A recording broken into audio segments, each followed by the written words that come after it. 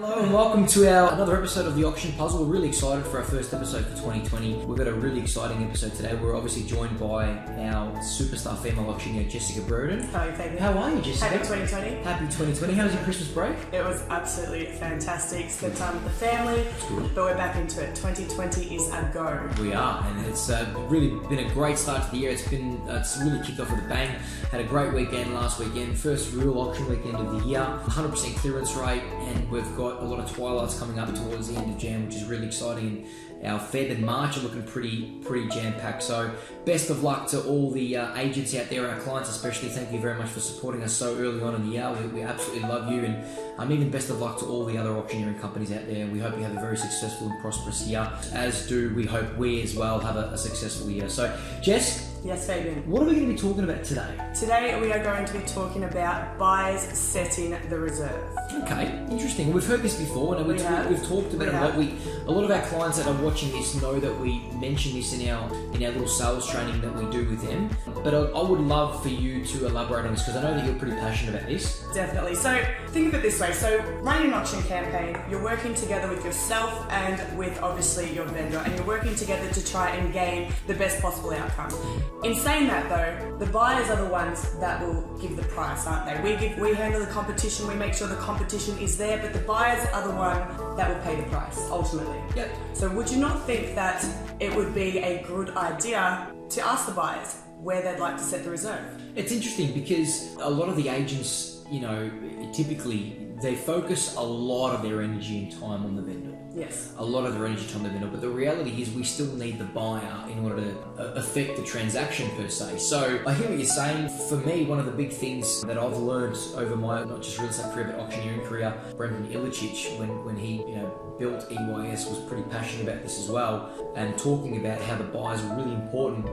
There needs to be a lot of open and transparent communication at your open homes in order for the vendor to ultimately make the wisest decision on auction day, especially when it comes to setting the reserve or even shifting the reserve price. So I know open and transparent communication is really, really important when it comes to the buyers, but Jess, from your point of view, what is it that needs to be done with your buyers in order for the vendor at the end of the day to have that most open and honest transparency and clarity for their home? What is the one thing, if there is one thing or a number of things for you? Fabian, ask the question. You're not going to get an answer unless you ask the question, aren't you? So in saying that, you're going to get all these buyers come through your open home, you're going to get their phone number for a reason. It's to call them back, on the Saturday after the open home, or even on the Monday if you don't get the chance to. But the fact of the matter is, we need to know and discuss with the vendors what the actual buyers are going to be willing to pay for the property. So you could use sort of the chip back question. I love the chip back. Yeah, so if you haven't heard of this before, it pretty much goes, hey Mr. and Mrs. Buyer, how'd you go at the open home? Do you have any interest? Regardless of if they have interest or not, if they're a neighbour, if they're an investor, if they don't have any interest, still ask the question, what are you prepared to pay? And then we chip back. So just say the property's worth 700 to 770, Mr. and Mrs. Buyer, it's 700 to 770. Do you think it's worth that? Would you pay within that? Yes, no. If it's a no, chip back. 650 to 700. What's your thoughts? Yes, no, I'm not sure. Everyone's always that, I'm not sure. You hear that a lot until you get to that actual price point, and you'll hear it. So they'll go, oh, yes, you know what, I might pay 650 to 700, I might pay 600 to 650, and bam, you've got your price then and there, and you can reflect that price to the vendor as well, so they can 100%. make a more educated decision come auction day. A lot of agents are scared to just ask that question, or maybe even scared is not the right word to use, but maybe it just sort of slips their mind because they're so focused on the vendor. Yeah. But the reality is we need to have almost more communication with our buyers, because we can't relay that information back to the vendors unless we get the open and transparency from the buyer. So I'm with you. That chip back system, we've been very big at it. We've been very big on that at EYS for a number of years, and a lot of our clients have implemented that as well. The chip back system at open homes is so powerful. Once you get that sweet spot that you found from your buyer, bang, that's when you can relay that back to your vendor and say, look, buyer A said they pay between 650 and 700. Buyer B said they pay between 600 to 650. So suddenly you've got a little bit of transparency, because the reality is, Jess, the buyers, they are the market. Yes. And they dictate the market. We can't sell a property at auction without the buyer.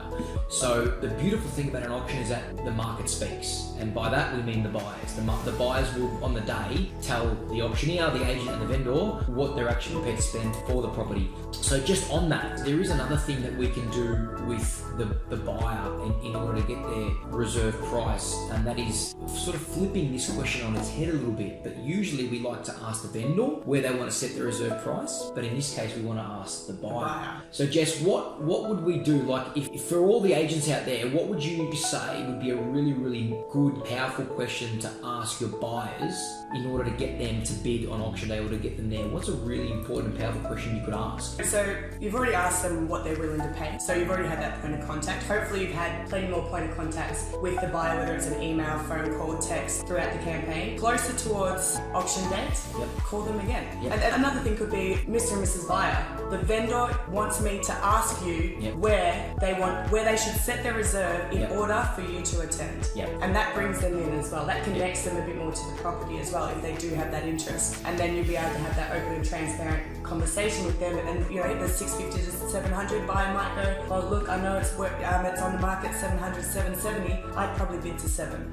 And that way you've got that definite there. Absolutely. And you could even tweak that question. You could even, I mean, that's probably what I would do, but you could even tweak that. You could even give the buyers further. You could make the buyer feel even more important by saying to the buyer, look, I've had a chat with the vendors. Thank you so much for your feedback. Look, I've let them know that you're prepared to pay between 650 and 7 early on in the campaign. As the campaign's gone along, our vendors have become really, really, educated on their property and the market conditions. They've now asked me to ask you at what price you'd be prepared to spend on auction day if the reserve price was set at what figure. Where would you like to see the reserve price set for you to be there on auction day to buy? And if you just tweak that question a little bit and give the buyer that hope and that confidence, it's going to get them there. And then once you use that approach with every single prospective buyer that you've got, you can then tailor your auction campaign. On auction day, you can then have your A buyer, your B buyer, your C buyer, your D buyer, and you can have an agent standing next to each of these buyers, and you've got transparency in front of you. You know, and if you've documented this well, you know that this buyer is prepared to spend up to this.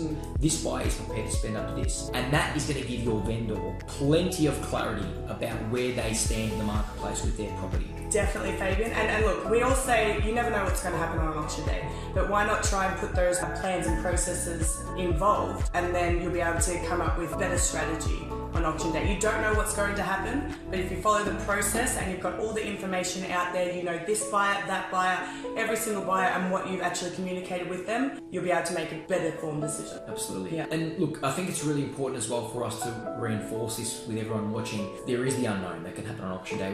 Unfortunately, we don't have the crystal ball in front of us. We don't know what can happen. There is absolutely no guarantee that you're going to sell. But what we can guarantee is that if you just follow the process and you implement these strategies into your auction campaign, it is going to give you a better chance of selling in the day, and that's all you can ask for. Definitely right. Give yourself the opportunity to have a better chance for your client to sell. Just quickly, I did an auction on the weekend with Ben Thomas from Rare White Furniture Valley.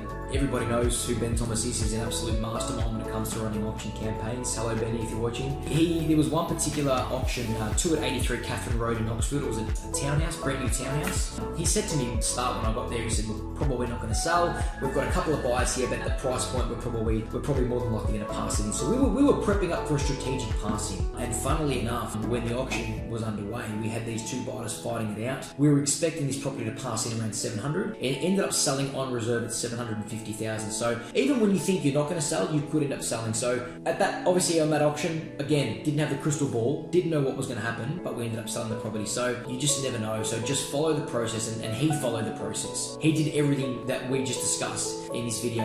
He did that open and transparent buyer communication, and ultimately that led to a successful sale in the day. So even if you don't think you're going to sell, if you follow the process, you just might. So that's all we can ask for. Jess, is there anything else you wanted to add further? Don't be afraid to ask a question. Yeah, it's a good one. You get as much feedback as you possibly can, guys. It's out there. There's ways to get the answers as well. Follow the process, and happy selling. Absolutely. Thank you guys for tuning in. Thank you so much. Really appreciate it. Look forward to seeing you at the next one. Cheers. See you later. Thanks.